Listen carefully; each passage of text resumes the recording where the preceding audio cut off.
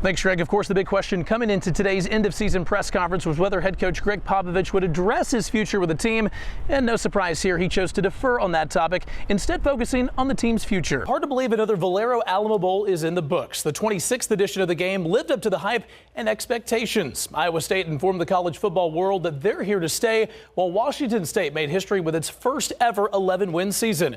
KSAT 12 Sports takes a look back at another Alamo Bowl game. Wyndham's football career has seemingly come full circle. After spending the last 5 seasons over 1,000 miles from home, he'll wrap up his Iowa State career a mere 30 minutes from where he grew up. With countless college and pro connections, Spurrier is yet another big name in a league that hopes to send players back to the NFL. Well, the Commanders already had a really good defensive line, but this week they got some more help. Stephon Charles, a 5-year NFL vet, is now on the roster, ready to make the Commanders' defense even stronger. Tied down with the sports guys. Tonight I'm joined by Jake Kaburski, who's in for Larry Ramirez before he heads out on the All-Star weekend. And what did you think of the debut of the San Antonio Commanders and the new Alliance of American Football League last night? I was impressed. I thought it was awesome. I thought the atmosphere was great. The crowd was great inside the Alamo Dome. The best part about it, there was no Maroon 5 halftime performance, and that was great. It's been 3 decades since the Colt Cougars have brought home a state championship. But this weekend at the Alamo Dome, the Cougars hope to add more hardware to the trophy case. Hey there, Greg, and as we say in College Station, howdy from Kyle Field, where the 12 man got a little bit of a taste of college football tonight at the annual Texas A&M Maroon and White Spring Scrimmage. It may be a far cry from the glitz and glamour of Mercedes-Benz Stadium, but for Ramon Richards and Malcolm Brown, their journey to Super Bowl 53 started right here at Lion Pride Stadium. Thanks, Greg. The Nuggets haven't won inside this building since 2012, but after tying this series at a game apiece Tuesday night, they have all the confidence in the world. Many veterans sustained serious, sometimes life-altering injuries during their time in the military, and it's organizations like the Wounded Warrior Project that help those brave men and women in their transition back to civilian life. Part of their approach is through sports. Last month, we spoke with some of those veterans as they learned and mastered a very special type of softball. It's been really awesome. It's given me like the freedom again. It's softball with a twist. The physical part, sitting on a chair for long periods of time, moving your body, it's been awesome yet painful. For Air Force veteran and San Antonio resident Jesus Hernandez, it's a chance to still play a game he loves. This helps us get out, feel the air and the wind in our face. It just makes us feel human again. Hernandez was one of over 20 veterans taking part in an adaptive sports clinic last month at Morgan's Wonderland. Hosted by the Wounded Warrior Project and Straps, it introduced wounded veterans to several adaptive sports such as wheelchair softball, football, and basketball. It's a holistic approach, so even though this is adapted sports, focusing on those physical injuries, the changes that you see in posture and the smiles, the connections that they're making to move forward, it's priceless. Each wounded warrior faces their own set of challenges. Adaptive sports helps them heal. Sports is my way of dealing with stress. So, of course, I'm going to come out here and having Wounded Warrior Project give me that opportunity. That's empowerment, making me feel as close as possible to where I was before my injuries. Not all of the veterans of the program were confined to a wheelchair, but all participated in one. The reason? How can you motivate somebody and tell somebody that's dealing with something that you don't understand? If I'm going to motivate somebody, if I'm going to help bring somebody along, another warrior along, well, then I want to experience and understand, these challenges as well. The clinic wasn't a one-time thing. The goal is to put each warrior in touch with groups in their hometowns so that they can continue to play. It helps us to get out more than just one day.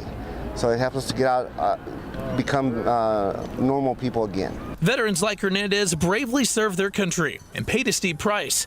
Now they're getting paid back, one game at a time. This is a spark to kind of bring them out of their shell and know that they can make an impact. Well, for the first time in 19 years, the Western Conference Finals are in Portland, Oregon. It's Game 3 between the Trail Blazers and Warriors. Blazers starting this game off hot. First quarter, Miles Leonard will fire from 3. He connects to put Portland up by 10. Later in the quarter, Golden State would get it to within 2. Draymond Green to Sean Livingston, 29-27 Portland after 1 quarter. Second quarter now, C.J. McCollum, the dish to Evan Turner. Corner 3 is good. Later in the quarter, Blazers on the break. Lillard to Leonard, the flush and the foul. Portland led by as much as 18 in the first half. They take a 66-53 lead into halftime. But if you're rooting for Portland, hide your eyes. The Warriors have come back now in the fourth quarter. They lead it 90-84.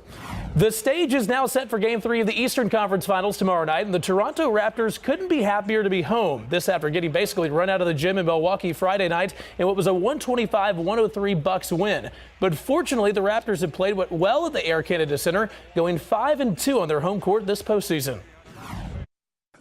We did play pretty well in Game 1, and they've done what they're supposed to do and protect their home court, and we've got to go now do the same and get ourselves back in the series. We get to go back home and protect our home court like they did these last 2 games. So we got a chance to go home and protect home court and do what we're supposed to do. Tip-off in Toronto set for tomorrow night at 6.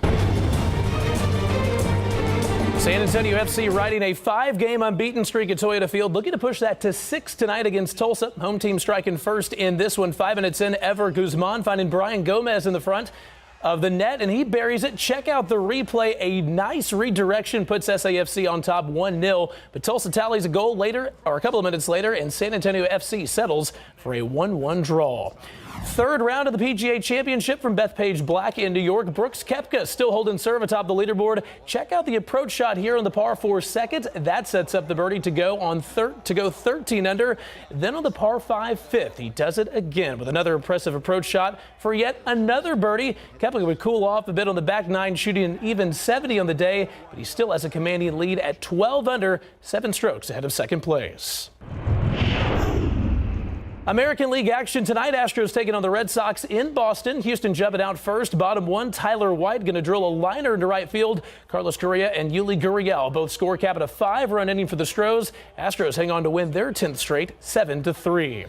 Rangers hosting the Cardinals, 1-0 game in the 5th. That's until Matt Carpenter goes opposite field on this fastball. It clears the yard for a 2-run shot. Then in the 9th inning, Cards tacking on insurance. Paul DeJong leaving the yard in almost the exact same spot. Rangers fall today, 8-2. San Antonio Missions got a 5-3 decision last night behind a solid outing from pitcher Jimmy Nelson. Nelson made his 3rd rehab start with the club, striking out 8 while only allowing 3 hits in 5 2/3 innings of work. It's a solid sign that things are returning to normal for Nelson after he missed all of last season following a gruesome shoulder injury in the 2017 campaign. Nelson spoke for the first time to the media after the game.